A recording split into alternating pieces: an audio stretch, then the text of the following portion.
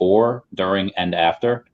So it's really up to them what they want to do. I assume they'll know what's best. I assume they've ran some tests with some people like, oh, tell your friends about this and see, you know, how they react, and have them sign NDAs or whatever. So whatever they decide to do, I'm sure they'll be good in either of those.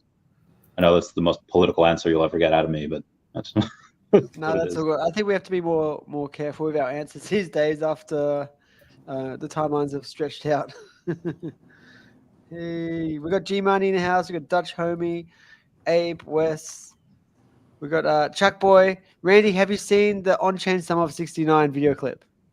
That's a reference to the song, like Summer of '69. Yeah, I know that song. I don't know the On-Chain Summer of '69.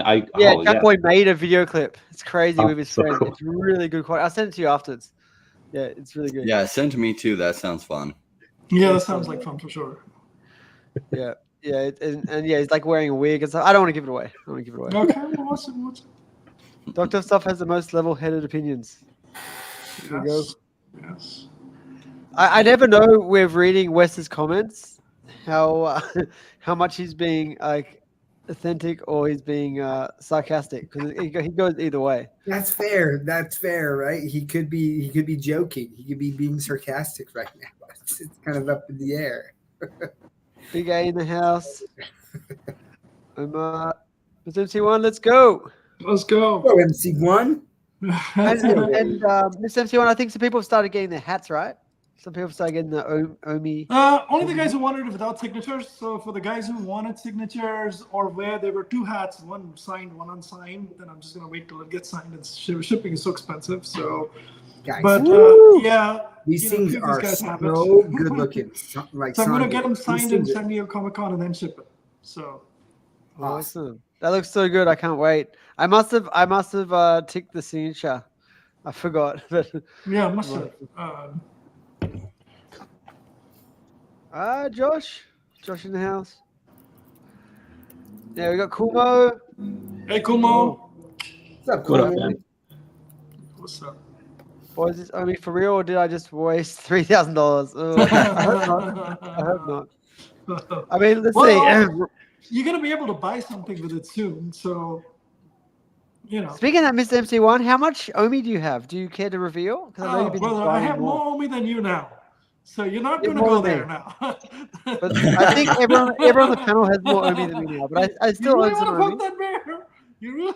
Oh, look at that. Well, I know Randy and Rain have both similar to almost 190 million Omi around there. I don't have about 40, what do you have, Sanjay?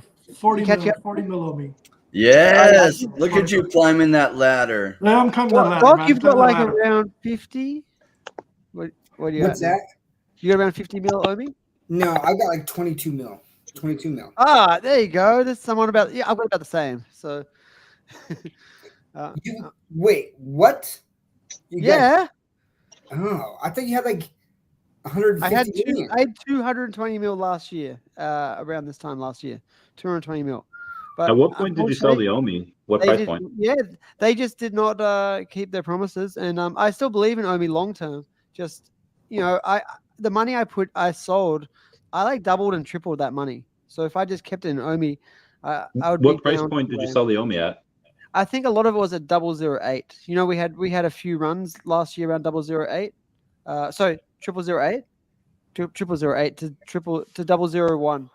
Yeah, we had a few runs around there. So even if you just doubled, that's about 160,000. So even if you doubled that, you're at 320 of just other play money. Would you get it back in Omi now that it's 005? That's the thing. So if my other stuff does keep running and Omi stays down, I'll definitely buy more again. So we'll just see. I'm playing, seeing how it goes. But unfortunately, like I held with you guys for like 2.5, almost 3 years, and then I was like, they still haven't done what I want them to do, and I don't know when they will. I believe they will. That's why I haven't sold everything, man. If I didn't believe in it, I'd sell everything. And I'm still holding a good bag. I've got my 10 million in VeVe, and then I've got another 10 million or so across multiple accounts. So Well, like I'm stoked to hear more diversification, right? Because that was one of the things. That's what I keep telling Randy. Like diversification is key, and you got to get to a point where you feel comfortable, right? Because if you're too concentrated in any one token, whether that's Omi or not, right, and that's stressing you out too much, I think it's smart to like if you don't believe, if you're like at this level, I don't believe that I have questions. Or if it doesn't go well for me, this could be really bad. I think that's smart. I think that's smart to diversify, right? You got to do what's, and that's the thing that I think is so important is everyone's got to do what's best for them, right? What's best for Randy, like he's all down for going all in on Omi. That's best for him, right? That's his best. So I'll clarify this. I didn't lose my faith, but I did realize I've got a family, right? A wife and 2 kids to look after. And if I put everything in Omi and then it doesn't do anything, then we're in big trouble, right? Like big financial trouble. Part of the challenge is it might take too long, right? And when you're not diversified, you only have the one position. And like a lot of people are like, Omi didn't deliver on this or VeVe didn't deliver on this. A lot of it's just waiting for the narrative to hit. When the narrative hits, like they have done so many things. When the narrative hits, it's going to blast off. And it doesn't matter if they accomplish 10 things more or they don't do another single thing before that happens. It'll go absolute crazy because they're the leader in that industry of digital collectibles with top intellectual property. So you're just waiting for the narrative to run. The problem with lack of diversification is it's then hard to be patient. Like last cycle, I had a friend that went all in on Cardano. Happened to work out for him that it went 100x and went 100x very early. But had it not happened, he would have gotten crushed because he probably would have watched everything else go up. And say Cardano had run late, he then would have tried FOMOing into those, which did already run up, and he would have lost out big. So I am a big fan of diversification, only from the standpoint that it helps you be patient, especially when you go all in on crypto and you sold your business, you have no cash flow, right? That puts you in an ongoing weak position because it's like, well, you have to have savings or something to pay the bills in the meantime. And it makes your being able to wait and be patient, it makes that way more difficult, which can put you into a cash crunch, which will like crush you, right?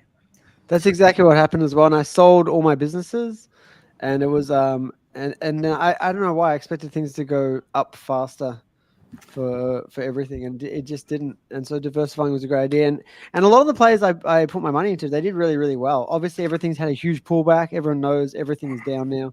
But I mean, towards the start of this year, I was at $1 million in my portfolio, and I wouldn't have been if I just kept all my Omi. Not saying Omi won't do crazy gains in the future. Just I'm way further ahead. Yeah. Well, one of the nice things about diversification too is if something else, like I'm a big fan of Omi. It's my #1 bet, but I don't know when the timing is going to happen. So diversification, if it takes off on something else, that actually frees up some funds that I can roll more into Omi because Omi hasn't run yet. And that I captured some gains there. So say something else goes 20x. And then I roll that into Omi, say Omi's still at the same price, and say Omi does 100x from here eventually. Well, that 20x gets rolled into something that then does 100x, and the gains get crazy. And that's the power of diversification. And lack of diversification, it really, really makes it hard to be patient because, look, when is the digital collectibles narrative going to run? I don't know. It ran differently than most of the rest of the cycle last time. Maybe it'll run with the cycle this time. I have no idea. It may or may not. You know, I'm love what you're saying there, Rain. You know, obviously I follow you quite extensively, and I'll take a lot of the advice that you have as well. By the way, I've taken, you know, some of the things that you've shared with me more privately as well. I've taken, you know, all of that advice. I, you know, a lot of trust and faith in you, man. I'll share a couple of thoughts. You know, on the Omi side specifically. Look, I'm very Amazonian in nature. The Jeff Bezos style of thinking is there's inputs and there's outputs. To me, the price of Omi is an output. The inputs into it are the token, the developments on VeVe, how they promote and, you know, develop VeVe, how they develop Omi into VeVe, how do they integrate Omi into VeVe, the type of utility that they create for Omi on VeVe.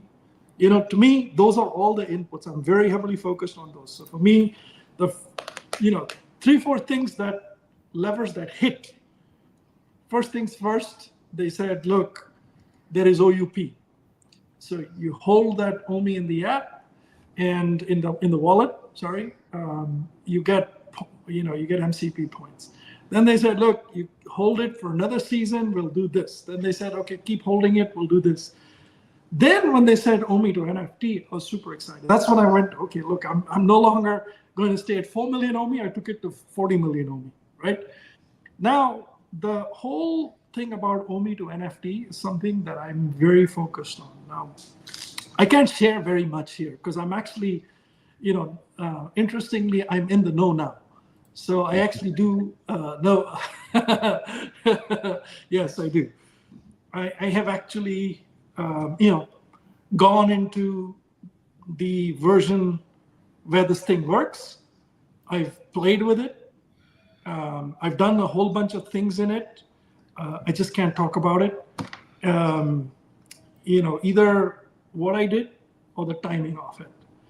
But all I can tell you is whatever I did, I liked. And I did a lot of things. I liked a lot of things. There's some massive alpha right there for everyone watching. Okay. But Hey, Mr. One. Liking to hear that. Does Omi to NFT exist? I can tell you it does. Wes, are you taking notes here? Because I had a bet with him. Well, I tried to make multiple bets with him about Omi to NFT coming this year. And I said by the end of August. So we'll see. Apparently there's some sort of beta testing going on. I don't know how many. Not yet. Oh. The beta testing is not yet going on. So are you alpha testing then? What's this? Kinda. Okay. So that's no beta testing yet, but I'll just say if it's to that point where some people are getting a sneak peek behind the curtain, that's exciting, man. Just this weekend. Somehow I got it. So for me, I just wish there'd be more clear timelines. Obviously, they don't have timelines. I know why they don't have timelines on this because they're developing. No, but I want to tell you guys, there's other projects that actually have timelines, and that's they usually fine. I don't care. Yeah, that's good for them. They're not VeVe. Good for them, man. This project is stealth. What they built. They've told everybody they're working on this. It's a top priority to get out. They're working on it. They built a number of things. There's a few bugs that they need to clean up. Will those bugs take 3 days, 2 weeks, or a month? We don't know that, right? At least you don't know that, and even if I do, I won't tell you that, right? And then they will do beta testing. The next step is beta testing. They're going to bring people in. They're going to beta test it. If there's a couple of weeks of that, they'll fix it. Then they'll roll it out. So, and in the beta testing, if some issues come out, they might push it out by a couple more weeks compared to when they actually thought. So, look, I mean, we don't need to agree. I know whatever project does whatever stuff. VeVe is not like other projects. VeVe has multiple licenses. This is not your NFT project, which is only NFTs. It's not your crypto project with 3 games in it or with one provider of 3 games or 5 games.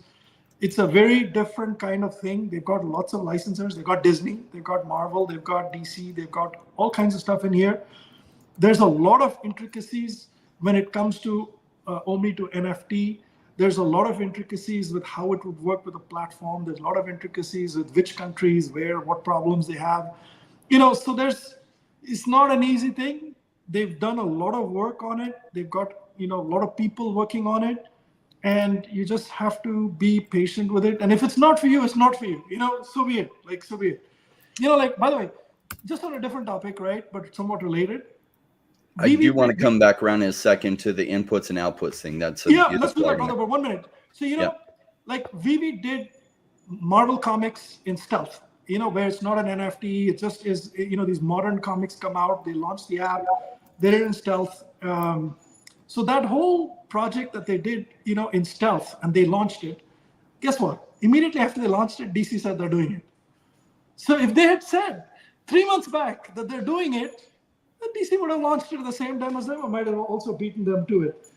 But anyway, so, I think it's just the way it works, man. It's just the way it works. So you made a good point. And you were at Amazon during some really high growth years. And like what a lot of people don't understand is this is just early stage business investing. And one of the reasons why Omi is one of my favorites is like the number of inputs that they continue to put in towards their growth and towards major IP is tremendous. They are crushing all the competition for this. And a lot of people are feeling really impatient because the Omi token has gone mostly down for 3 years. If you overall trend, it's pretty much gone down for 3 years. And for a lot of people, 3 years seems like an exorbitant amount of time. And they can't continue to be patient. It just blows them out of the water. And I'm sad for them because they're going to miss out on an explosion that will happen. And so, like, when I say I believe in diversification, don't think I don't believe in Omi. Omi is one of my larger bags. I want it to be my largest bag. I'm just waiting for some other things, the price to go up to continue to get a lot more Omi, because I see the amount of inputs that they're putting into their business. And at some point, this narrative will run. And when it does, they will have people that don't know anything about crypto. They'll see these NFTs and digital comics, and the narrative will make sense to them. They're like, oh my gosh, this is going to be huge. And then as you see all these new people with new money coming in, the Omi token will go absolutely nuts, like nobody can even believe. And the reason why, like, I believe in diversification, but I keep diversifying other things into more Omi and not the other way around, is I don't know when that explosion is going to happen. And when it does, it's going to run away from you. And so it's like, I like loading up while it's still cheap, because if I'm trying to catch it after that explosion happens, it could be 5x, 10x, 50x from here. And then you just missed the ride of your life that you could have been on. So the only reason I say for a lot of people, diversification, if I were to go all in on only one token, it would be Omi. The reason why I tell people who are new that that isn't right for them is they don't have the patience to make that work. If Omi takes a little bit longer and other things run, they will FOMO out of their Omi into those other things, and they won't be able to just wait. Waiting on Omi, like, they have so many inputs, like you said, like at some point the explosion is going to be quite big. Yeah, I want to address that. So let me jump in here, because like a couple things, right? As we're talking about inputs, outputs, Jordan's Omi holdings and things. Because I remember when Jordan first told me that, like, how much Omi he had, and he wasn't really in anything. And Ray and I both were like, yo, you should probably think about diversifying, just like we told Randy. And Randy listened to us, and he's like, nope, I'm good, you know? But two things. I think when Rain says, like, they're not just patient, you also touched on something. I think it could be multiple things, right? It's like they need things to run, like, in the sooner time frame, right? And so they're just like they need to see some gains there, or it's just like they can't be so concentrated in one token, like Jordan. When Jordan was just like, look, at the end of the day, Omi's not moving, and I'm seeing a lot of these other tokens moving. I'm going to do some research, and like I've got to diversify a little bit more out to a level that I feel comfortable with, where if Omi doesn't move for another year or two, I'm okay, and I can hold that, and it'll be fine there. But so I love that he's done that. You, like, for mental health perspective, you have to get to levels on your holdings where you feel comfortable that it could go to zero. And if you don't have that income and you're fully invested in crypto and tokens are not moving, that can be a scary situation. Sure. So like anyone who's saying that like Jordan's lost faith in there, that's not necessarily the case. I think, like he said, that he slowed down to a level where he felt comfortable. Well, if it went to zero, or it's fine, or he's now more patient and can be patient in holding for that level. So I think that that's important to realize there. But then also, like, just because someone can't just hold on to Omi, it might be that like they've only got a small bag, and or that there's not a lot of income in there, and so they need to diversify so that they can take advantage of some of those bumps. But where I'm going with this is the last kind of late last cycle. What I found is that when I've sold out of tokens because I was impatient, and this is for me, right? Where I was impatient, it was like I could have held on to those tokens. Oh, shout out to Messi, baby. I had to shout him out. That, wow, awesome. I hope his ankle's okay. But where I was going with this is I sold out of a token that I was just like, man, this is not pumping. And I went and I jumped into another token that did well. It did like a 2x. Well, that other token did nothing. And I was like, I made the right call. I'm like freaking genius, you know? And then what I saw happen is that token I sold out of did a 40x. And I didn't buy back in. right? So I made that 3x to 3x, and then I didn't buy back in. Even though I believed in that token, I forgot to buy back in. And so when people are like Doc, like, why aren't you selling Omi? Like, I mean, Big A was like, hey, like I sold my Omi and I bought into AVAX and it did like a 3x. And I'm like, that's phenomenal. Like, I will never criticize people for whatever decision they make. That's great. But what I found for myself is if I sell out of a token, I forget to go back in, right? Or I get a little bit greedy and I'm like, oh, there's something else along the lines, and I forget. And that to me was enough to be like, with Omi, it's one of the most, like, I'm so confident in the team and like the fact that it's going to be around for years to come. Yeah. That I can hold on to this token for as long as I need, right? And if it goes to zero, it goes to zero. But I have a lot of confidence that I think that this can do a lot of multiples. But I don't know when it's going to be, right? But I have a level right now that I'm totally fine with. I'm going to continue to add to this stack, but I'm also buying other tokens at the same time, right? So anyways, think about inputs and outputs and patience, but then there are certain situations where it's like you don't have the income. You've got to diversify there to make sure that you are getting some gains, because like a token that's just sitting there for so long and not doing anything can be hazardous to your mental health. Yeah, especially if you're living off it, which is the biggest issue. Yeah, I've sold, I think, $50,000 or $60,000 worth of crypto over the last 1 year, which I absolutely hate doing. That's the reason I sold my house. So I've just sold my house now, and it settles next week, which means I can probably put $50,000, $60,000 back into crypto and have a cash supply for like 6 months. So I'm going to be set up perfectly for this bull run. And I'm going to be able to buy back most of the crypto I sold, which it's, if you're into crypto, selling it is very painful, especially when you know that it's down here and it's going to go up here in a few months, right? So I think I've made the right move for myself. And I might pick up a bit more Omi, especially how bullish Sanjay is. We'll see what happens. Look, I wanted to make sure you understand a couple of things. So first things first, talk about VeVe first, right? Because the whole, Omi is a utility token and it's utility on VeVe primarily, right? So for at least for me and some of my friends, like Dr. Rolex, Tony, Prophet, all these guys, right? So, that group of people, there's a Dr. Fuse, XR. For a lot of these guys, there's a deep belief that, look, we've seen in our lifetime, we're all in our 40s, 50s kind of thing, right? In our lifetime, we've seen digitization. We've seen how digitization has happened, came, in the B2C world, it came with mobile phones, how it's gone to the next level, it's penetrated, freaking, cassettes are gone, DVDs are gone, everything's digital. Like, everything's digital. All your consumption is very heavily digital, no matter what you do, movies, this, that, and the other, and so to certainly start believing, but everything's digital, but the toys are going to be physical only. Like that, there's a few of us who believe that the future of that space is also digital. There will be physical stuff, digital stuff, this, that, and the other, but the future is all digital, man. Like, we're not talking like 3 months, 6 months, 12 months. Now, it's possible that it may be digital, but it may manifest in a different way. Maybe it's not blockchain, maybe it's some other technology by which, it comes in through phones and other things, but it's not blockchain based. There's a few of us who believe that no, what blockchain offers you in terms of ownership, that whole validation, the security, the record, the transparency, all that stuff, right? Like in general, in that what that technology brings to this space, we believe is better than just JPEGs and shit here and there, right? So there's a lot of us who believe in that, and we're buying heavily. Like, a lot of us have put our money where our mouth is. And it's not like we spent money in 2021 when, everybody was spending a bunch of money.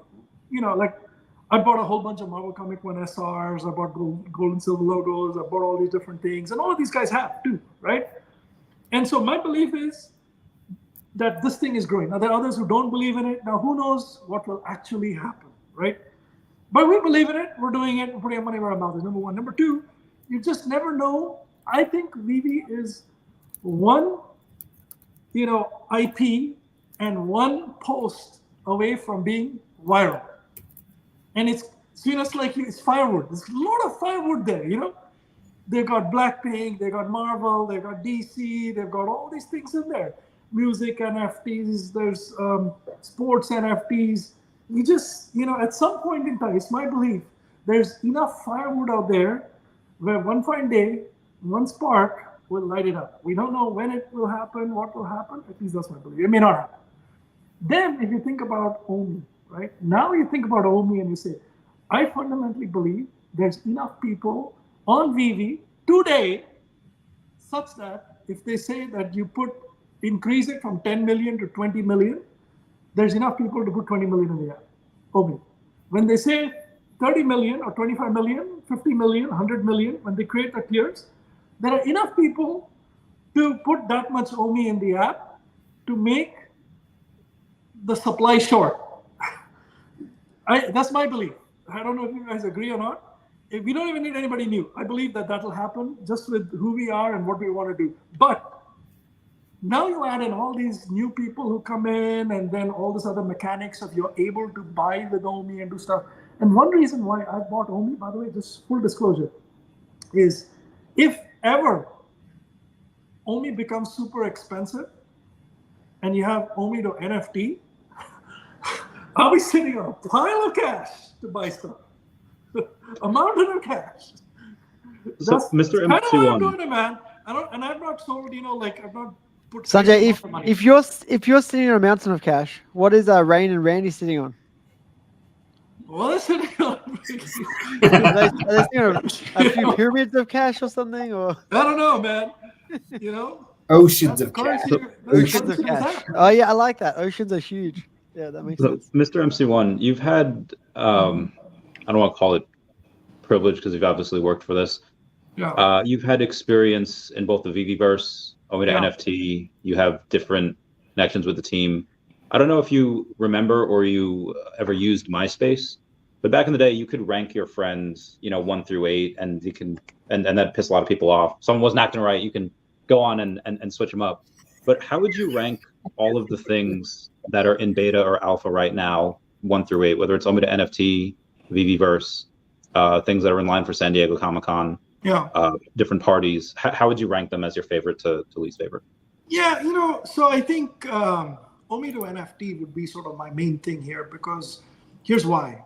VeVe-Verse is great. Look, it works. I like it. I can't talk too much about it. I can describe it, but I can't show you what it is, right? It's great. The social side of it is great. What they're doing with it is great. I love all that stuff. But fundamentally, the technology for metaverses has not caught fire. Like all those metaverses, whether it's spatial, whether it's sandbox, so there's all of them. They're all sitting on the sideline. They're all building. They're all doing stuff. I mean, I think VeVe should expand the beta test. Like they have 130 people now, make it like 250, slowly make it like 1,000. I think if they get to 1,000, like almost everybody who wants to be in there is in there right now. It's not the main thing. I don't think it's the main thing now. There's a time for it. I'm a huge believer in AR, VR, metaverses, digital fashion, avatars, accessories, auctions in the metaverse, that whole immersive experience to collecting, immersive experience to selling and buying. I'm all into that stuff, man. But it's just not ready as yet. It's not that the climate is not right. So it's okay. VeVe, you do what you got to do, get it out whenever you can. I know people are very... Omi to NFT, on the other hand, crypto's on fire. I believe crypto's on fire.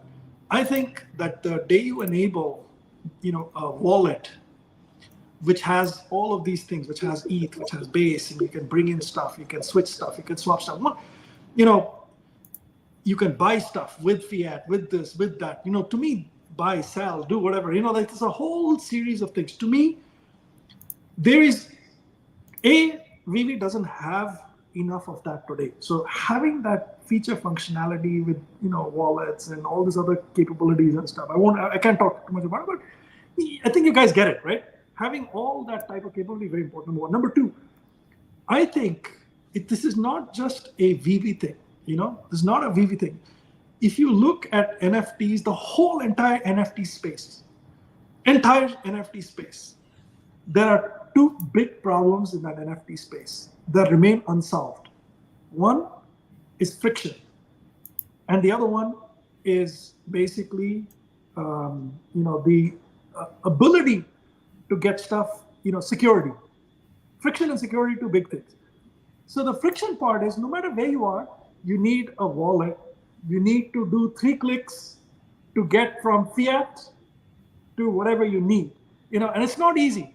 You might have a lot of ETH, but then the NFT is in Sol and something else is on Base and something else is somewhere else, and you've got to connect a wallet and you got to do this and you got to do that, you got to swap. And you know what? You got to have, there's not one wallet with which you can do everything either. There's like 50 freaking problems with any wallet that you got to solve for. But, if you think about like the masses, like your grandmother, right? If you want to tell your grandmother to buy something, how easy is it, man? In crypto, it's not easy, man. It is not easy. You have a wallet, you have to open it, you have all these keys, you have this, that, and the other. There's that friction is very high. And what, is being done with Omi to NFT is to simplify that friction. And I'm not saying it's like one click, but there is that removing of friction is very good. Number 2, and I think there's more room too, by the way. It's a journey, right? Let's start that. Number 2, security. I think the number of rug pulls in the space is just crazy, man. Somebody will eventually get you somewhere. There's like some freaking link in Discord or in somewhere else where you click on the link, you think it's real. It's actually real, but the guy got hacked and you got compromised. This shit in the space is insane. And I think that what these guys are building, the security on that, you may not, it's like a push and pull. You may not get everything that you have on the outside world, but if you get most of what you get on the outside world with improved experience and better security, now you're in good shape, right? So people will judge you. People will judge you. The guys who are, doing the open seas of the world, they'll come in and say, but it doesn't do this, but it doesn't do this, and it's truly not this. There are different flavors. What VeVe is building, and Ecomi is building, solves for 2 big issues that exist everywhere today. I think so. I personally think so. Now, maybe I'm wrong, guys, and maybe you can comment on that. I just loved the last 15 minutes. It was so good to hear you open up about your deeper thoughts on why you're so passionate about VeVe and Omi. So I hope everyone really had a chance to hear that. Really good thoughts. And one of the things that I learned in investing is when I was new 20-something years ago, I knew I didn't know a lot, but other people did. And so I tried to find people with successful track records. And I didn't waste my time talking to them. I asked them questions and listened to them tremendously, because here's what my thesis was. If I learn to think like they think, then probably I'll start having the success that they have. And what I love about Mr. MC1's ETH background is he's got such an amazing background. Many of you might not know it, but he's been very successful in business and also with investing. And so he thinks like a strategic investor. And so learning to, like, hearing his thoughts on why he thinks the way he does should help you, kind of guide you as you're learning to think like an investor yourself. So that was fantastic. Thank you. Yeah, Sanjay, you've got people in the comments going crazy now. So, well, like don't point to something that's 3 years old and tell me that works great. I think the best part of Web3 is not been invented as yet. How many Bored Apes have been stolen, man? You tell me.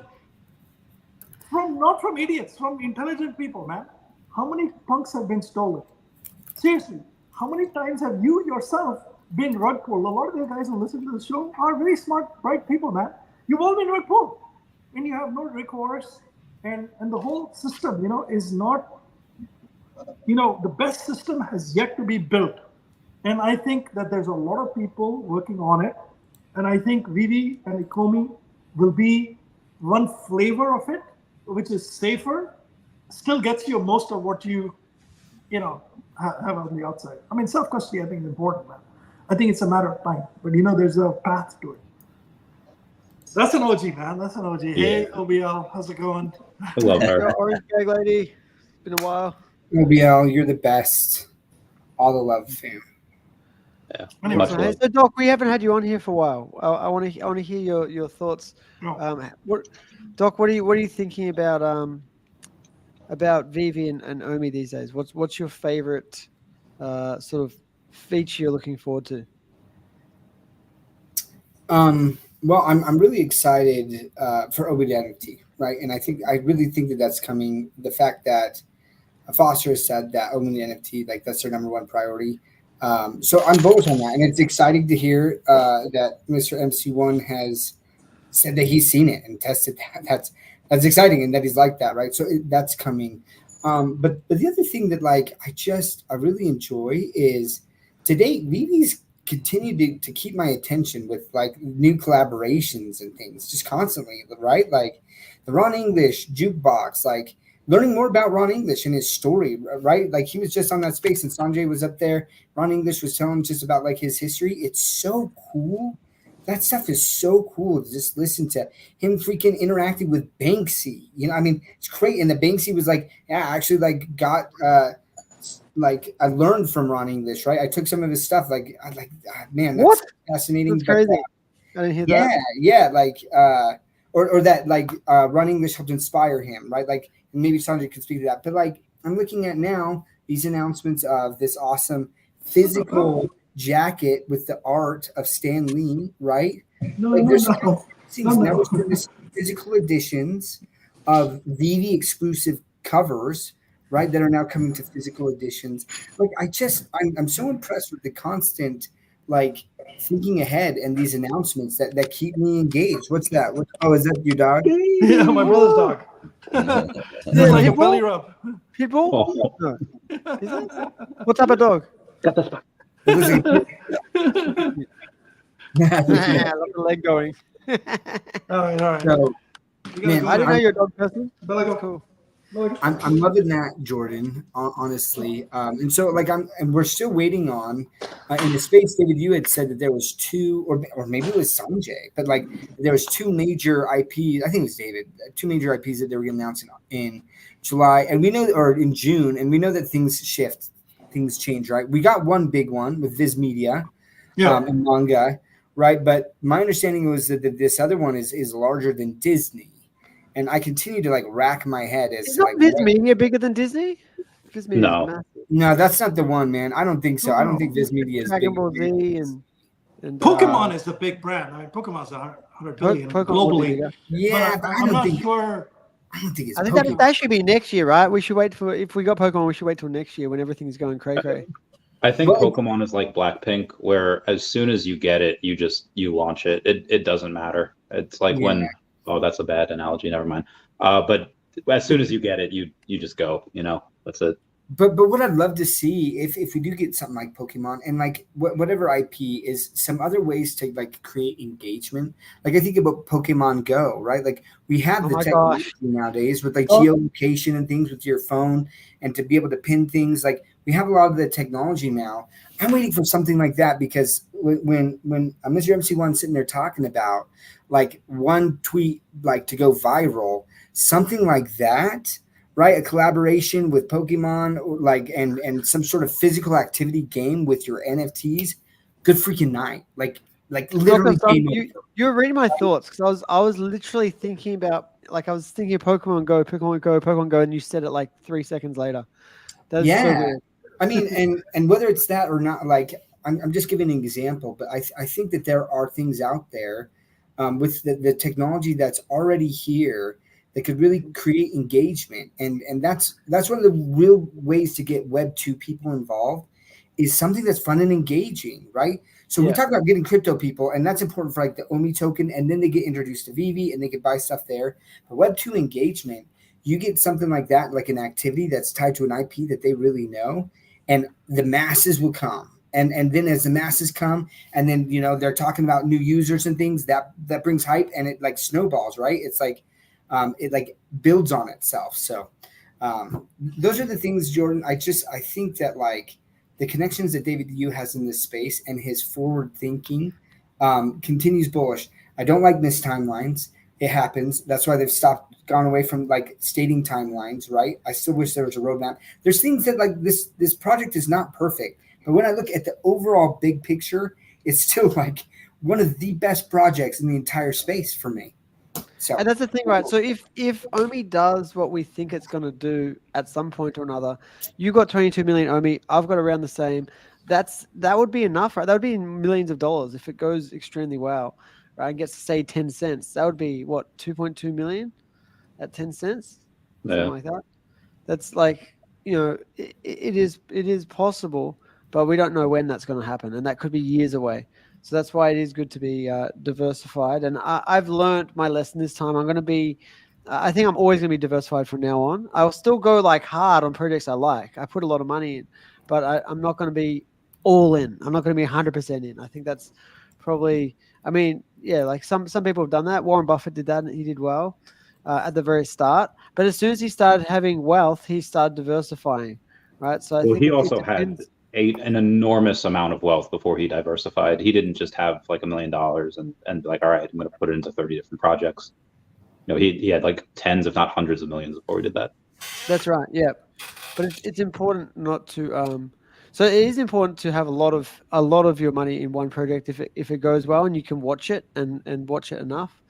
All in comics. Yes, Stephen's giving away his game here. He's obviously big on the comics. Well, here's the thing, right? So today, everything is a gem.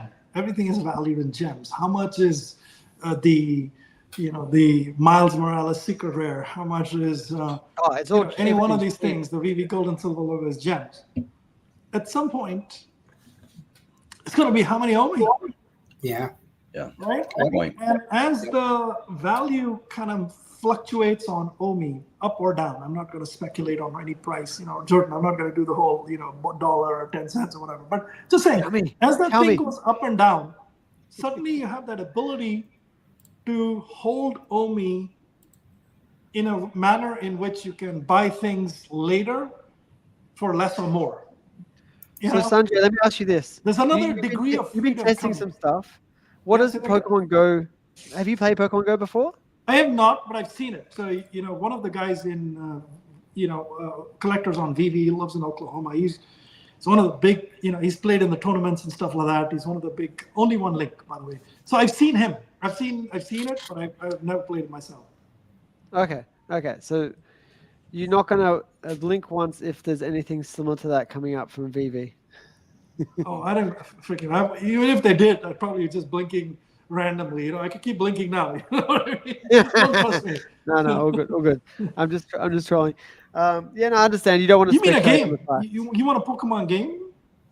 Like I would like. I think Al Khan was talking with the Niantic team years ago about making something similar. And that would be possible, right? But how many collectibles they have? You could drop your collectibles in like a augmented reality space, like in Pokemon Go. So everything's in a physical location, and you could walk around. And instead, like in Pokemon Go, you've got these things called Pokestops, and they're all around the place, like parks and things. You spin them, and you get free goodies that can help you collect and catch Pokemon. And they could do something similar in VeVe. It's definitely possible where you could. Maybe we can build a community game, Jordan. Maybe the 5 of us get together, put some Omi together, and we kind of go to VeVe fun. That would Omi be fun. And say, look, it's not called Pokemon Go. We can call it, Omi Go or something like that. You know what I mean? or Jordan Go or Crypto Rain or Randy Omi Fire. Go, or whatever you want to call it. And when we build a game, man, where you can do something and you can exchange collectibles and stuff like that. How hard is it to do that?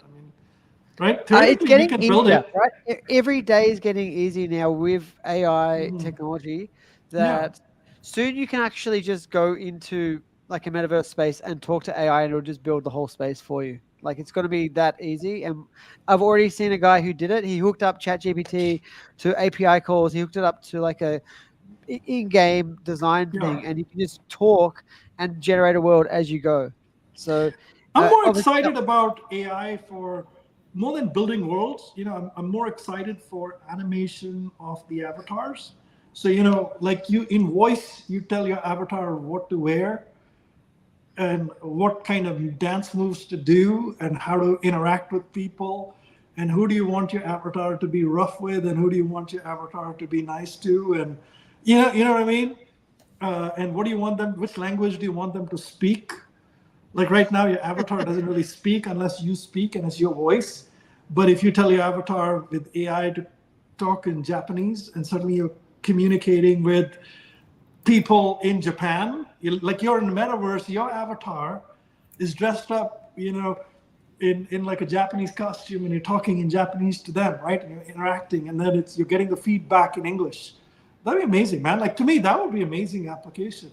They have that technology now as well. With ChatGPT 4.0, it can real-time translate instantly. It's pretty insane. If people step back and they think about the greater direction on where things are going, sometimes patience, it ruins a lot of would-be new investors. I remember the early days of Amazon. Amazon bled red for like 15 years where they didn't turn a profit, and they were primarily a bookstore, and you could order books online through them. And I remember the news articles just complaining, oh my gosh, Amazon still hasn't turned a profit. Oh my gosh, they're 5 million a month in the red, or whatever the numbers were. Forever. Couldn't be patient. Amazon then becomes one of the biggest companies in the whole world over time. Now, the crypto space is hard because like 3 years, Omi's token price has been going down, and people feel like that's a long time. That is nothing. Prior to this, I came from the real estate investment space. Real estate, when it goes down, it can sometimes go down for 5 to 8 years before it then turns around or has clearly bottomed out. So usually it goes down for about 4 years, and then it bottoms for maybe another 4 before you really realize it's over. And then it starts heading up. And so the whole beginning to end on a real estate cycle is 18 to 22 years. Whereas in crypto, because of what happens with the Bitcoin halving, what happens is every 4 years, Bitcoin goes massively parabolic because of the supply shock caused by the halving, about a year after the halving. Then a bunch of new people wake up to crypto and like, oh, I should look into this. They do. And then it cascades. That money first goes into Bitcoin, maybe a few other things. Then it cascades through the whole market. So really, most narratives hit during that 4-year period. I don't see why digital collectibles doesn't hit. So it's like, oh my gosh, I've been patient for 3 years. Yes. And you might even get washed out if you can't be patient for another year, because I don't know when this is going to happen, but you're going to regret not being around when it does happen, because it is like referring to the kindling. I remember being a young like Boy Scout, and we would build this massive fire, and then we'd try to light it with one match, and sometimes we failed. And then finally when we got it started, it just went and took off. And that's what I see happening with Ecomi. Like, they continue to land top intellectual property.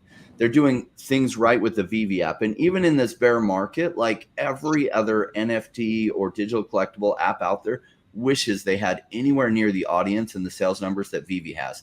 They're absolutely crushing it, and they're building a community. They're building a solid base of collectibles that are also augmented reality friendly, that can be used in augmented reality, that are out there, so that when new people with new money comes in, it's going to be like that fire absolutely taking off. And those that haven't taken their positions, well, don't say we didn't tell you. I think it's also, look at peak FUD, right? When you look, like if you chart, right? If you look at stocks, you look at all kinds of asset classes, right? You look at a lot of different things. Things go up and down, right? And when you look at even like, take Amazon, for example, right? There was a time when there was peak FUD, and they were building like crazy, but there's peak FUD. And, there's people who kind of dumped their Amazon, did whatever, and there's people who picked up and said, hey, it's fallen, I believe in it, whatever it is. Other things, even with tokens and stuff like that, right? A lot of different types of tokens and stuff. There's people who kind of made certain decisions based on what they know, based on those peak FUD periods. And there's a timing to everything. You can buy everything too expensive, or you can buy everything too cheap. And, I'm not telling you what the right timing is, but you got to think through, at least for me, I bought Omi because I believe the FUD was peak and the company was building. they said, look, we can't tell you when it's coming. We're building. And I'm like, okay, I got the patience. So if it takes you 1 year, so be it. It just means, I got longer to buy it. And I bought, that's the simple reason is I love comics on VeVe. I love collectibles on VeVe. I love the VeVe-Verse. And I believe in digital collecting. So since Omi's on this and Omi's going to be a currency, I'm waiting for peak FUD of Omi so I can buy some. And, in the end, maybe it'll be worthless and, it's gone and whatever. Maybe, it's not a big part of my wealth or anything. If I lose money, I lose money. But if the thing makes it, oh, baby, I'm shopping for a while now. I mean, you got it in such a good time, Sanjay. Like, seriously. Yeah. Most of us here have been holding Omi for like 3 or 4 years. Yeah. So if that's I got it now, I than could you easily guys. hold for 2 years, right? Yeah, but I didn't. I had all the opportunity to buy it. I'm a big believer in the company, but I didn't buy it. The reason why I didn't buy it when you guys were all buying it, very simply put, I didn't see the inputs. Mm-hmm. I look at inputs, man. I look at inputs. You don't remember, but were you around when they said they were going to do 5 to 10 exchanges in that year? Because that would. You can tell me everything you want to, but I gotta see it. I gotta see the activity and the motion. I follow how many people on LinkedIn. I follow how many people, like who has how many people, how many have they hired, what are they hiring? Those are the kind of things I look. In 2023, like in January, February, I started hearing the word that VeVe is hiring. They have a meeting in India. They have a meeting in Asia Pacific. They have multiple teams. David, you come on Spaces and say, we used to be, 10, 15 people, 20 people, whatever. Now we're like 100. I listen to those kind of things. Those kind of signals tell me economic activity. Like whenever you buy any stock, right, in Chinese stock or Russian stock or German stock or whatever else, any other foreign country stock, first thing you got to do is Google the factory. You go look at the Google map of the factory and you see the parking lot, how full it is. How much smoke is coming out, you get all that information. That's how you know economic. Now they may be, doing some wrong things in there, whatever, but it tells you economic activity. And to me, I've had a year plus of knowing that VeVe has hired a lot of people. VeVe has been building on something. They're slow to build, I know that. So I'm not trying to make money by next month or the month after that. I'm in it for the long haul. But I need to see economic activity. I need to see news. And I'm seeing those news now. And even then, even after I got in, first I put 4 million, then I put like another 10. Then I waited till OUP phase 1, then I bought some more. Then when they announced this whole other stuff, Omi to NFT, and I heard Foster and these guys talking about it, I was like, okay, but are they really building? And I'm convinced they're building. Obviously, now I know. I won't buy now. I won't do stupid shit, right? Like I'm not interested in that. Now that I kind of know about what's going on, I'm not going to buy any Omi while other people don't know about it and whatever, right? So, and I'm not going to dump on you the day it comes out, and that shit is not for me. Like, I don't need to do it in life, in general.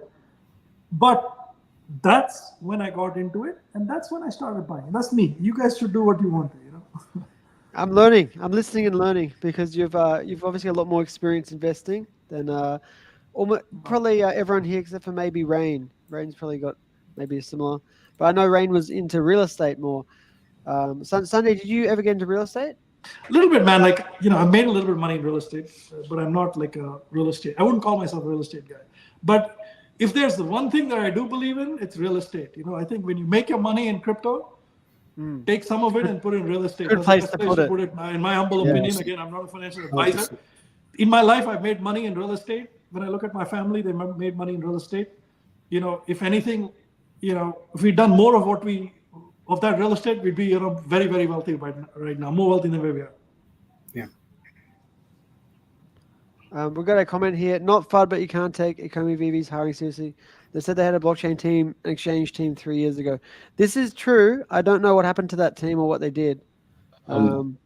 Before I go, I'd like to hear DrOfStuff's thoughts on that because I know he has to go soon. Yes, Doc. Just on that, how teams can build in the background. Yeah. we don't know exactly who the team is, but if I'm not mistaken, they're out of Spain. Is the latest that I had heard, right? That they'd hired this team out of Spain. Now, like what they're doing, like I don't know what their full role is. I would love to know that, right? But one of the things, whether they're looking at exchanges, and like I feel like I've beat this horse dead so many times, like it just keeps coming back to life. Like I don't know what else to say. People keep bringing up like that they promised exchanges 3 years ago, and that hasn't happened. And like, I don't know how else to put it, guys, but the regulatory landscape around tokens changed 3 years ago. It did. It did. And the projects who literally were looking forward and saying, we want to be here 5-10 years from now, they had to pivot. They had a game plan. They wanted to do token burns. You don't think that the team wants to do token burns and to do token buybacks? They absolutely do. That makes them a security or puts them at risk at being targeted by the SEC. With all of the major IP they have, they are a lot higher on the target list if the SEC wanted to go after projects than a lot of other projects out there. And it's not worth spending the tens to hundreds of millions of dollars fighting that. Honestly, it's not. And so they had to pivot, like to get on exchanges. And I say exchanges like, well, why would it just be on an exchange? Well, there was some concern as to with the lack of regulatory clarity, whether or not the token would be considered a security. So why put themselves with the target on their back until they can build out this utility and really grow out the project? So whether we like that or not, that's the reality of what it was. Okay. So I think that blockchain team was part of the ones that were talking about that.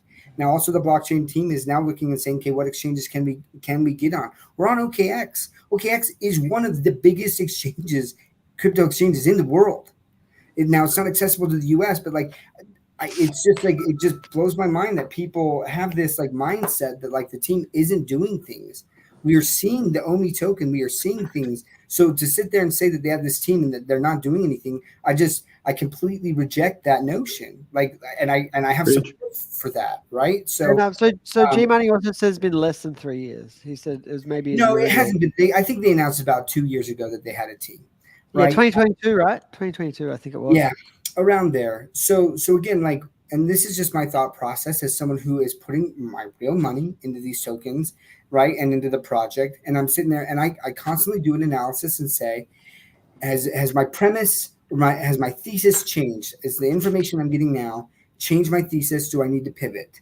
Right. And I'm honest with you guys when I feel like, hey, if this doesn't happen by this date, then I have to take a step back and look at things. I am very comfortable right now with where things are. Like I said, if we don't have Omi to NFT in some kind of beta form or more, like by the end of August, I said that I would have concerns. Now I'm hearing that Sanjay's tested that out a little bit. That's exciting. I would like to see that to beta, but obviously the mechanisms are there now. So anyways, like I hear a lot of these claims and people like to do that is reach back several years when literally the landscape was completely different. Metamona did that with her interview, right? When she's sitting there and people were like, oh, well, they asked fair questions to David. And I'm like, no, like the interview was not fair because again, I don't mind asking tough questions, but then when you don't ask tough questions to each of the candidates on the panel, then it's not fair, right? But then on top of that, to sit there and say, hey, looking back in hindsight, would you have made the same decision with the information you have now? Well, of course not. Almost who would, right? Like at that point in time. But during that time when they were making this, like everyone was doing that. Everyone was raising funds through a token.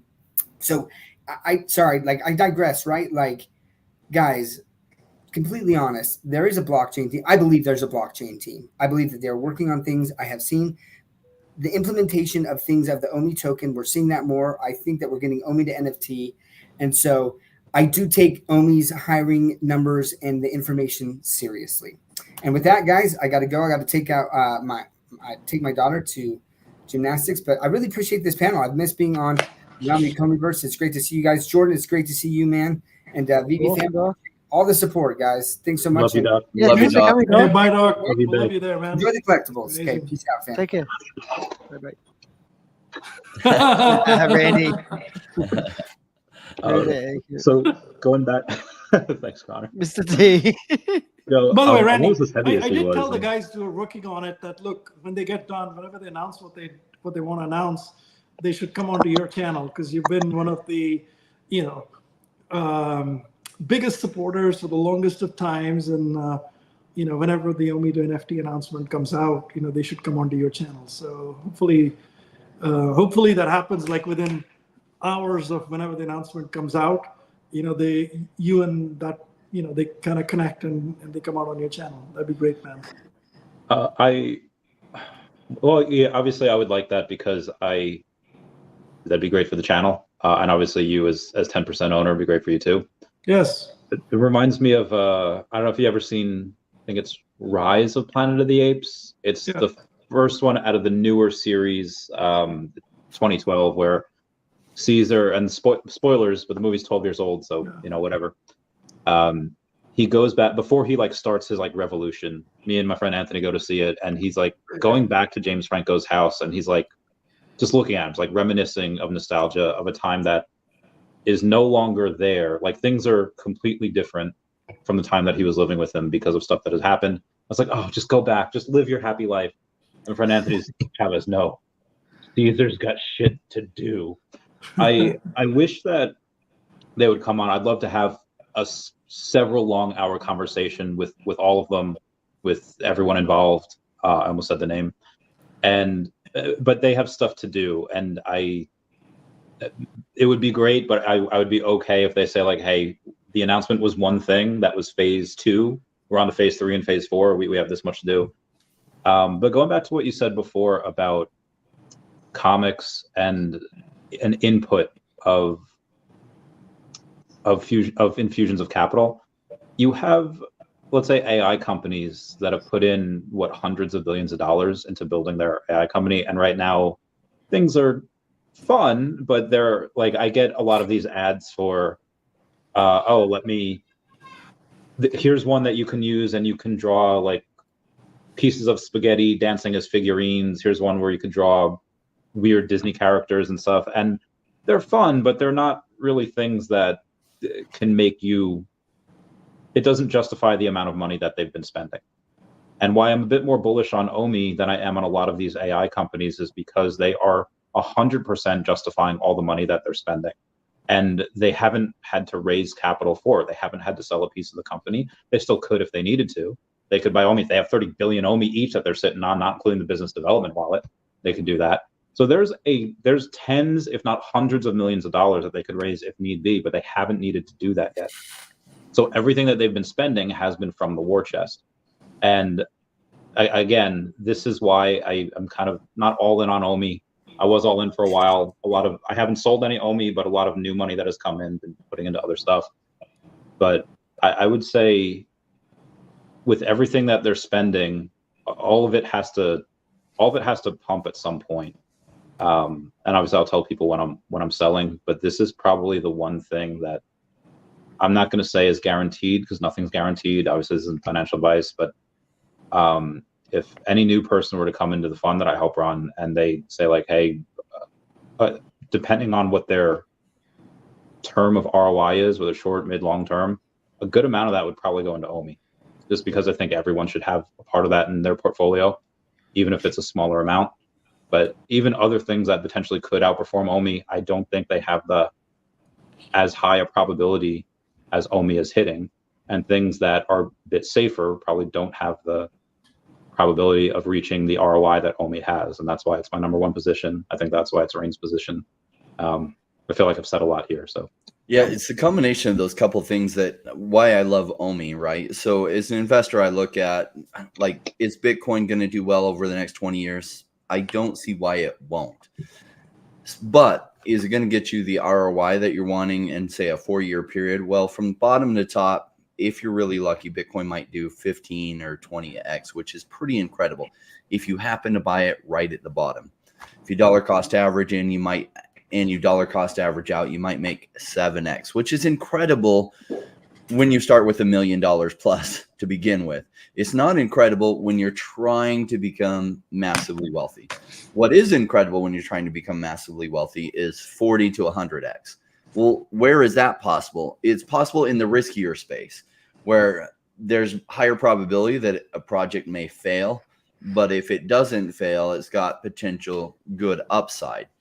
Now, in that space, in the crypto space, it's really risky. First of all, 50% of the tokens out there are in one way or another some kind of scam.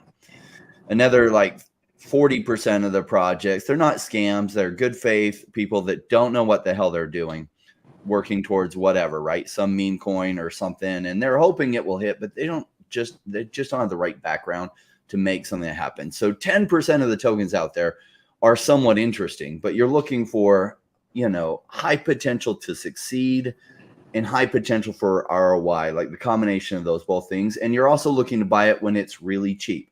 When it's really cheap, realize that nobody else is bullish on it when it's really cheap. It's crazy how that happens. Well, look back in history at all the tokens that have gone massive. Go back to when they were really cheap. And if you were able to put a time machine and go back to what the sentiment was like on that token, it would have been terrible. Why? Because people don't buy lows. They buy the highs and they hope it goes higher. Who does buy the lows? Savage crypto investors. And most people in the crypto space are not savage crypto investors. Now, some are learning to become that. Cool. Like, where is Omi at right now? It's at lows. What is the general sentiment on Omi right now? Terrible. Cool. What is the potential to succeed from here? In my opinion, extremely high. Extremely high. So the risk that it fails from here until when that narrative hits, I'd say is really, really low compared to the crypto space. What is the potential ROI? Well, it's so cheap right now that even if it just does like a 5-6x over its previous all-time highs, the ROI is incredibly good. And so what I like is something that has very low potential to fail between now to when that narrative next hits, as well as high potential ROI, which is why I've been calling Omi my #1 pick. That if I was to go all in on just one token, I don't believe in doing that, but if I was going to do that, Omi would be that pick. Why? The potential that fell from here. How many other crypto projects do you know out there that make so much ongoing revenue right now? Like almost no projects out there have any revenue coming in other than selling some tokens that they might be getting month to month from when they initially did their token sale and they set aside 30% for whatever. Yeah, they're not making money. They don't have any revenues coming in. So VeVe Ecomi is really special in that space. Yes, Chainlink has some revenue coming in. A few tokens related to exchanges have some revenue coming in, but most crypto projects do not have actual revenues coming in yet. And so VeVe Omi is in a really strong space that even in a bear market, they're selling these collectibles. The sales are doing incredibly well. They also make some revenues as those things change hands too. And so they're in a very strong revenue position compared to every other crypto project out there. And yet their token has been so severely punished. Cool. A lot of people don't want to buy it now. That's fine. What I say is just note what the price is now. See if I'm right on this. Because the truth is sometimes people have to miss out on opportunities to really learn the lesson. And what's going to make you super valuable in your life is if you become a savage investor. Because crypto is going to be the next thing for the next 8 to 12 years. But it might be asteroid mining stocks after that. It might be, who knows what it's going to be. But if you learn to become a savage investor, that is going to benefit you for the rest of your life. So like if you can't hear what I'm saying, that's cool. That's fine. Just note kind of what happens from here, how it plays out, and what those ROIs were, and then learn the lessons involved with that. Because like what I'm hoping is you become a savage investor. That's what I want to see. I want to see more people learn to think like investors, to weed out the trash, the crap that doesn't have a prayer. So they're investing because it's fairly risky, even investing in the projects that do have a prayer. But if you're wasting your time with the trash, you're just throwing money away. Because even projects that do have a prayer, and I invested in some projects, a number of projects, the last bear market and the bull run coming into this one, they died during this bear market. Well, they were decent teams. They just didn't last through the bear market. Like failure happens in early stage business investing. But you're going to fail too much if you don't learn how to weed out a lot of the trash. And like Omi, what I like about it is I can't think of another project that has the kind of like price has been punished so well. It's got high probabilities to still be around in the coming bull run and when that narrative really hits. Well, when I say bull run, we are in a bull run. I'm talking about the blow off top. And then high potential ROI, right? So normally when you see a project that has such significance behind it, the potential upside is like 10 or 20x from here. But because the token has been punished so severely, the potential upside far exceeds that. Rain, I was going to ask you a question here, man. So July 4th, right? I bought a bunch of crypto just end of June. I bought a bunch, so I bought it reasonably high. July 4th, July 5th, ETH fell down to like from 33, 34 to like 2,800. Bitcoin fell to like 54 or whatever, 53 something. Stacks and stuff fell to like whatever, $1.30 or something, $1.25 or something. So I was thinking about this, man. Like you keep talking about this thing. So I was like, you know what? The rest of the planet's kind of lost hope in this shit, so I'm gonna buy. So I went and I'm not a crazy amount because anyway, I put like I think about 15 to 20K worth of crypto. I bought it on that day. I was like, you know what? I want some ETH, I want some Solana, I want some Mutable. Between Stacks and Mutable, I picked up one of them. So I picked up 4 different cryptos. I bought it. I'm like, it's good. All right. Anyway, so here we are. 11 days later, it's all gone up 25 to 30, 40%. What would you do? Not financial advice, maybe it is. What would you do? Would you sell and then kind of keep that cash on the side for the next dip? Or just sit and hold and enjoy because your cost basis is super low? Why do you want to pay short-term gains on it kind of thing, right? Yeah, the first thing, you are incurring short-term gains when selling right away. And it's like, do you really want to mess with that? Okay, so I'm a little bit different because I've been in this now. Like, this is my 3rd cycle. I came in halfway through the first one in 2017. And I played a lot of that when I was new. And sometimes what would happen is I would sell and not buy back in. Mm-hmm. So the lesson I learned is, crap, as much as I could take 25% gains, if I timed it perfectly, if it does dip again and bought it, cool. But some missed opportunities happened where it ran 5x up. And I'm like, wow, that opportunity cost of what I just missed out on was so huge. And so now I just leave it. I try to dollar cost average in at good times, even if I don't end up buying like the absolute bottom. When things go crazy, you're going to see numbers that you just can't even believe. Like, I do suggest people do not punch their portfolio into their phone, like on the CoinGecko app, and put the actual numbers in there. Number one, because when it goes down like this, it wrecks you emotionally and your whole day is bad. Secondly, when it's going up, you'll find yourself waking up at 5 a.m. every morning to check it, and you'll be unable to sell because the gains are so addicting. And you'll wake up and you'll be like, oh my gosh, my whole portfolio is up another 27% today. And then like the compounding is crazy. You'll be like, oh my gosh, oh my gosh, oh my gosh, oh my gosh. And you get so addicted to that, the rational side of you doesn't kick in of, let me start converting some of this into stable coins because this won't run for forever. Because like 25% is nothing. 25x is something. And so like sometimes we take the 25% and we don't leave enough writing for like the 5x, the 6x, the 25x, depending on like if you're buying blue chips like Solana. Does Solana have 25x left? I doubt it. But it might have 6x left, 8x. And so if you sold for 25% gains and later it goes 6 to 8x, you're like, well, I'm counting on that, man. I'm waiting for the 6 to 8x. Yes. Yes, Sanjay, you literally bought the low of this year, I believe. I believe that was the low. I mean, not all of it, right? I mean, I did buy the high too, but yeah, it was like 2 weeks early on my settlement in my money. defense, I did listen and I did pick up the low. Rain, this is one of your guys, I think, from your group. Big A says, a concern is a previous all-time high happened in the middle of a full send NFT market with KYC shielded by the top people like Andre, Jake, and Logan Paul. It'd be hard to break all-time high, in my opinion, from Big A. There was a really interesting thing that happened that, like, who knows? First of all, there was a person, I think, involved with the Ecomi project that, like, reached out to Logan Paul and got him to talk about Omi. And anyway, that person no longer with him. Like, Logan Paul didn't know anything meaningful about Omi. And I don't like to see that, like people just shielding it for whatever reason. Did that help send it really high? It might have. But they didn't have much substance in. Omi was brand new. They had barely launched the app. The only thing they had was like Batman Black and White and a few other licenses then. It was really just, it caught the hype cycle. But what was fascinating to me was that how many people that didn't know anything about crypto were buying Omi. Now, Andre Jick is still very much behind VeVe and Omi. Like, he's going to be talking about it, and he's going to be talking about it substantively when it runs again. And they don't have to pay him anything for that. Like, he actually very much believes in it. He's a logo holder. Like, he is. He's a really smart guy. And so I think it's going to catch traction without paying anybody to talk about it.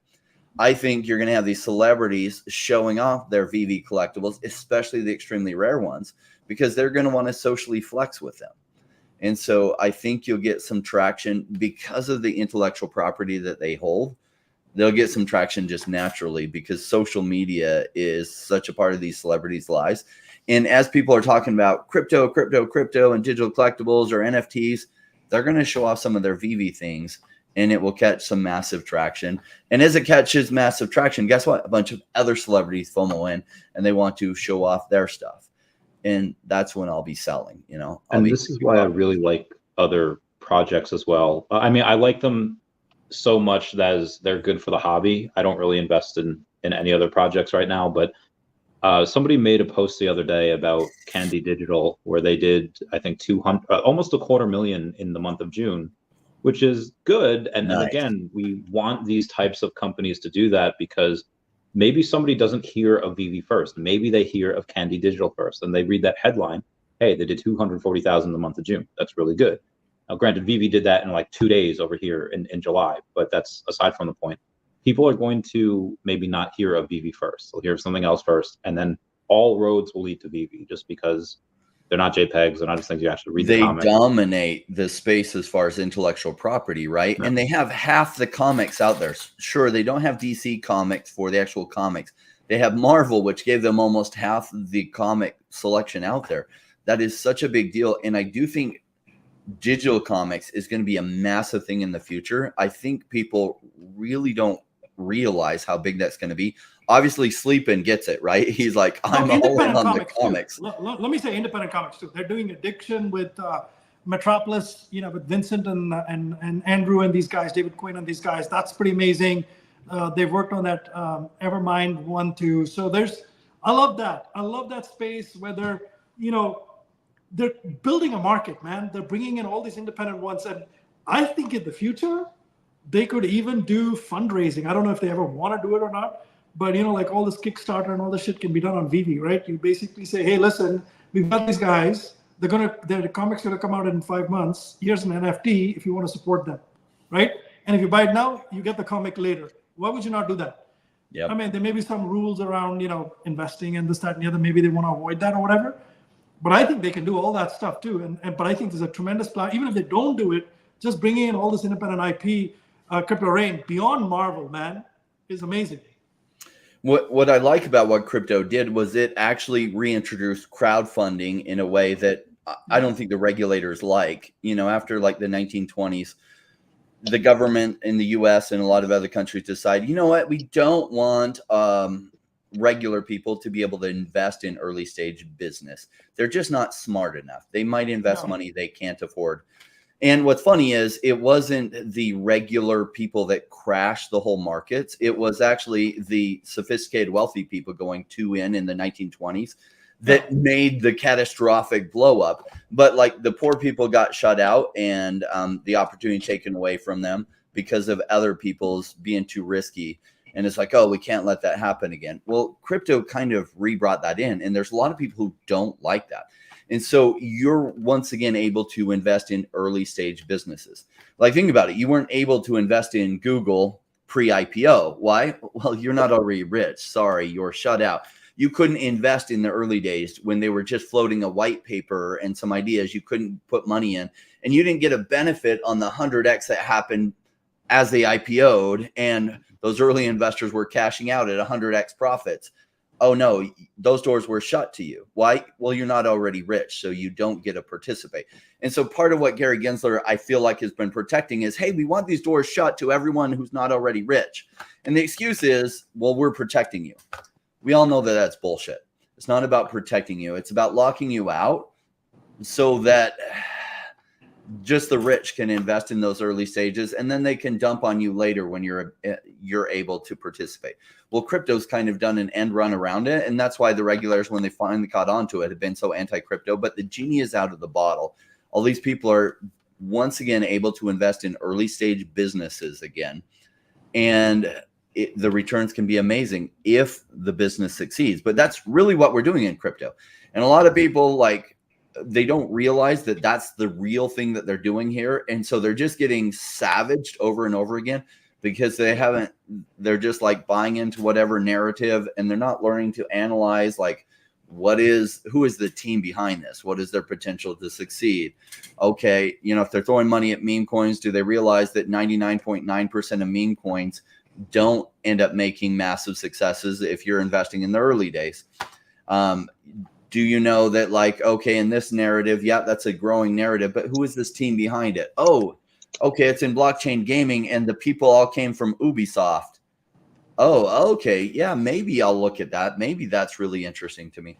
Like, we're in this space, and a lot of people don't realize the true rules of this. This is just early stage venture capital investing, that now those doors are open to you.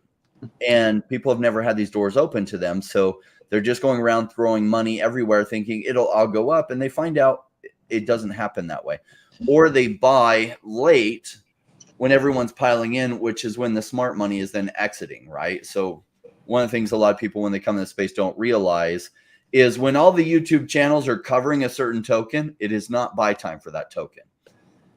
The buy time happened many, many months earlier when nobody was talking about that token. And now, if you're buying now, you're going to usually get wrecked because it's going to correct massively on you. That's, one thing I'll add to that, Crypto, you're absolutely right, but investing in that space also requires some stomach and fortitude and experience. And until you have that, don't go burn too much, because, I remember I didn't grow up with a lot of money and whatever, but I had one really good exit, and I had a bunch of money, and I said, okay, I'm going to start investing. I still remember the first phone call that I got on this matter. So I put money in a business. It was like a digital B2C kind of a thing for weddings, like if you wanted to do wedding planning or whatever else. So this is something, I won't take the name of the company just out of respect, but anyway. So there was like an experienced, guy with the 3 times previous kind of exits who was on the board, all this other stuff, right? And so these, so I invested in this business with these 3 ladies, and this, they had some, like pretty heavy hitting kind of advisors or whatever. And I get this call saying, hey, listen, we're shutting the business down. So I'm thinking, oh shit, I've got $50,000 in this business. It's going down. So I'm like, what happened? Why did it happen? How did it happen? And then, like, for 3 days, I had this uneasiness in my stomach. Like, what the hell happened here? How did this money all go sink down the drain? But it was basically COVID had hit. There were no weddings happening. They used my money to fight it out for like a year plus. And they just couldn't do it anymore. And, you can blame the whole planet. You can blame them. You can yell at them. You can do whatever. But, you have to realize, now, thankfully, I had like 30 other investments like this in different places, and some of them were doing very well. But you have to, sure, if you're new to it and you kind of say, okay, there's a great way to put money in new companies, that's great. But, most early stage companies don't make it. And there's a level of risk that you have to understand. And a lot of people don't. And then they get mad. And they get really, really mad and upset and everything else. So I think all these tokens are like that, you got to be instead of taking ownership and learning the lesson, they want to blame others, which then deflects, like, it's not my fault, I just got scammed. Yeah. And I read a book that really helped me. Like, I was on this quest since I was young of how to become rich. Like, I was born into, I don't know if it was upper lower class or really lower middle class, but somewhere in that, and it probably depended on the year.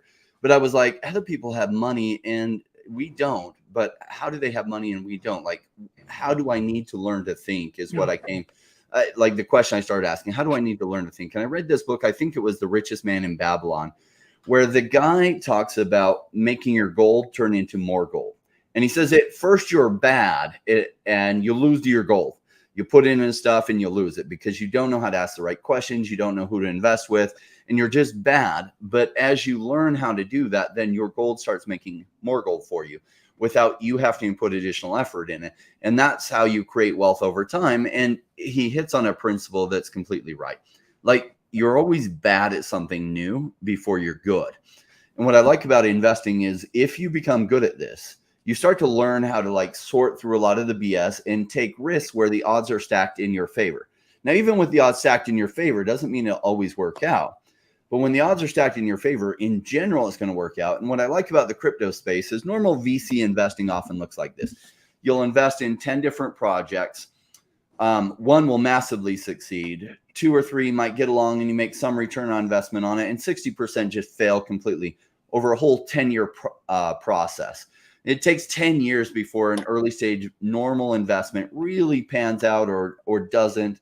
And so like 10 years, you might have one massive success. And overall, you might make 7x on your money over that 10 years. Well, in crypto, it's like that on steroids, not only for 2 reasons. Number one, the business doesn't have to succeed for 10 years. It only needs to succeed until the next bull run. So if you're investing during the bear market, it might have 2.5 years that, you know, you have to wait until the bull run happens. And then even if the business doesn't succeed for 10 years, as long as it succeeds to that next bull run and the narrative comes in, takes off massively, then you're back out of it and your returns are just so much higher than was ever available before. So when I see this cycles happening with crypto, when I really wrap my mind around it from 2017 into 2020 and 2021, I was like, oh my gosh, this is the best heaven sent thing I've ever seen in my life. And my goal was always when I went to university, I studied business. I took this class and these angel investors came and taught the class for free because they were independently wealthy and they were basically early stage business investors. And they talked about this early stage business investing. And they're the ones that told me how those numbers shake out. When I realized crypto was that on massive steroids, I saw this window of people that could learn how to take risks stacked in their favors, and they could make much greater returns, that you could go from very little wealth to significant wealth over 2 cycles, the kind of opportunity you may never have again. I was like, this is amazing. But so many people are wasting their time in this space because they don't realize what the game is. They're not ready to hear this. They're off chasing what is the new next meme coin that's going to launch on Solana. And it's like, okay, cool. You can't save everyone. In fact, I don't even try anymore. What I realized is certain people resonate with this message, and that's who I'm talking to. Everyone else, I'm sorry, they're just not ready to hear this yet. Cool. Maybe they'll come around in the next year or 2 as they notice certain patterns happen. Yeah. But a lot of people just aren't right for investing either. They're never going to get this, and they're going to end up losing a bunch in the crypto space, even though the opportunity was better than they could have ever had. They just didn't have the skills, or they didn't come with their minds open to learn how to have the skills to take advantage of it. Very true, man. Preach. Also, just got a couple comments. One advantage of wealth is you're able to diversify. You're not all betting on one bet, shooting for the moon. Sleepin says, never tell me the odds. It's a reference to Star Wars when they're about to go through the asteroid field. Yeah, when they're about to go through the asteroid field. He's shilling his profile, and he's got some sort of meme coin attached to it you can check out. I have no idea what that is. Rain, I really, really enjoyed that. I was really listening hard.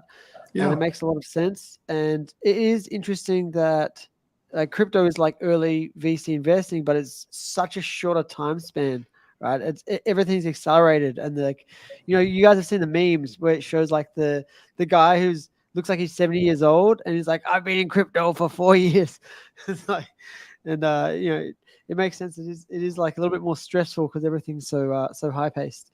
We really, really liked everyone chatting today. Thanks so much for coming on, Crypto Rain, Mr. MC1, and the real Randy Chavez. I want to wrap this up in the next 5 minutes or so. Maybe we'll go around with you, Randy, and then Sanjay, and then Rain to close it off with your parting thoughts. What do you want to leave the people with? Yeah, sure. We have San Diego Comic-Con next week, so we might be able to get one more show in before that on Monday.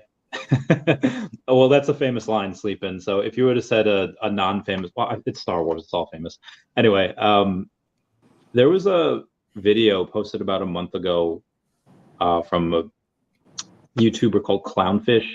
He's got almost 500,000 followers, and he did a video where he covered a bunch of these comic stores closing. And granted, there's a lot of reasons for that. Insert your meme here. The rent is too damn high. And then a lot of the boomers going in and saying like, oh, all these comics are woke. That's why I won't read them anymore. But I love comics. And so again, outside of the plethora of reasons, one of them I think stands is that everything is going digital. It doesn't make sense for Marvel, DC, or any of these other things to continuously print a bunch of comics where maybe 70-80% of them get sold to these comic book store owners, and they have these deals and they have to ship it. They have to ensure they have the ink they have to pay for, where just direct to consumer with digital is just so much easier. So it made sense why Marvel did that, like why Marvel is kind of up VeVe's keister there, like because we can do things that we have that audience, and we can do things that they either don't have to do or can't do, whatever the reason is. And Marvel's not the only one that's going to do that. I think DC will do that at some point. I don't know if WB has the guts to do that right now. Maybe they'll drop DC, maybe they'll do it. But again, if they're going to do it, where are they going to do it with? They're going to want to do it with VeVe. Maybe they could make the wrong move and try to do it with someone else. But I do think that DC could also come here as well. DC Comics, we already have DC in a bunch of different ways. But I would take a look at that. I would take a look at how VeVe at San Diego Comic-Con got their own booth. Normally there's a 7-year waiting list. The company's not even 7 years old, and yet, we're able to get that. How did they do that? They have a booth at D23 in August. So they're, David's going on and speaking in between those events at, I think, Singapore. So there's a lot that they're doing. And again, it's not reflected in the token price. It's not priced in yet. So I'm just saying, look at the writing on the wall and see what's about to happen. And Omi to NFT could be tomorrow. It could be, 6 months from now, the next year. We don't know. Omi to NFT confirmed tomorrow. Just kidding. No, it's coming tomorrow. I'm just laughing. Yeah. But right, and that's it. A couple of thoughts I'll just reinforce. One is, digitization is real and that's happening. Blockchain is one of the better technologies for digitization in the collecting space, both just pure digital or physical, stuff being accounted for in a digital manner, right? The RWA side of things of collecting is also a very nascent space. 3, it's my belief that nobody has solved friction and security in Web3 like the way Amazon had figured it out in Web2. And the best solution and the best company is still out there waiting to be designed, in my humble opinion. I love VeVe, I love Omi. Omi to NFT is real. I've touched it, I've played with it. And I can't comment on what's coming, when it's coming. But yeah, I'm very excited about it. And, this is a great panel. Thank you guys for having me on this panel. I truly enjoy talking to all of you guys. And I hope to be back on as soon as an announcement comes out on the matter, by the way. And I wouldn't miss it. Like, it would be my freaking honor to be on that show if you can squeeze me in when that announcement comes out. Awesome. Thanks for joining us, Sanjay. I love hearing your thoughts. Thank you. Thank you, brother. So, yeah. Hopefully a lot of people here realize what the game is with crypto, and it is kind of like a game. It's investing is a game that if you figure out how to stack the odds in your favor, the results can be massive, but it does take a lot of learning and growth, right? So when I was new to crypto in 2017, I was working my day job. I was trying to get as much money from my day job as possible and put that into crypto while spending oftentimes 8 hours a night researching. My wife didn't like crypto at all, like for 4 years, because like I would come home and I'd be doing this crypto thing. I'd try to tell her about it and she didn't get it at all. And all she knew was it was taking time away from her. Well, 2021 started to make her a believer, right? It's like, oh, wow, what? Oh. And she still didn't really get it. She just knew that our finances had changed.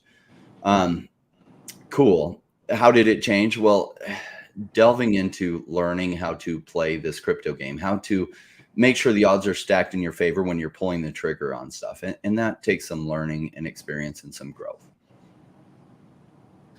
Very true. Very true, man.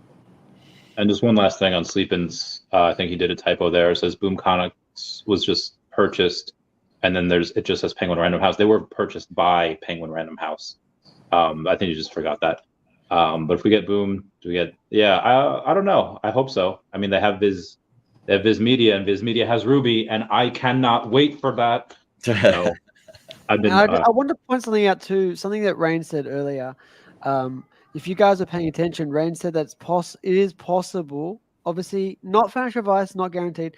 It's possible that Omi does a 4x or 5x off its all-time high. What that means right now, that's about 100 to 150x from the current price. Just let that sink in. There's not financial advice. Maybe it only does a 10x from here, but it would be amazing if it did 100x. And that's what I was saying earlier, that the amount that Doc and I have, even though it's obviously not nowhere near what Rain and Randy have as a bag now, it's still a significant amount that could, end up being $1 million worth or so. So it's, any Omi is good Omi. That's what I want to leave you guys with. And yeah, thanks so much for coming, guys. Really, really appreciate it. I'm gonna do a little song for us to dance it out, and make sure you guys come back and stay for next week. Also, a quick shout out to check out Epico from Epico Games and Epico.io, and I'll just chuck the Omi song on. Let's get ready, guys, and dance it out. That's the key. So this will be the peaky dance. Shit. Let's go, Randy. What they say it's the rise of the digital G. Omi token got the market bound. Can't you see? With crypto, NFT, non-fungy fame on an Ecomi spree. I'm the buzz one. Info in the blockchain, no mystery. Live. Wow, can't ignore the stats. I'm repping on this. Yet I chuckle cause I'm betting on this.